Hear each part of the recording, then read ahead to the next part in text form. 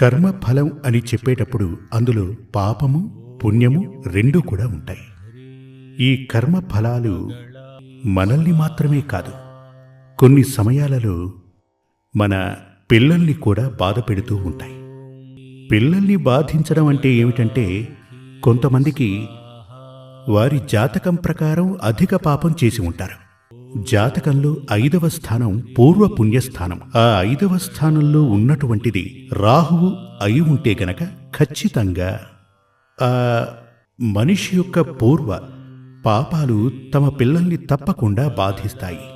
5వ స్థానం వచ్చి పూర్వపుణ్యస్థానం అని చెప్పాను కదా, అక్కడ సూర్యుడు, శని, రాహు ఈ 3 గ్రహాలు గనక నివాసం ఉంటే, ఈ మూడింట్లో ఏదున్నా సరే, అవి ఉన్నా లేక ఆ గ్రహాల యొక్క దృష్టి పడ్డా సరే, అతను పూర్వజన్మలో అధిక పాపం చేసిన ఆత్మ అని అర్థం.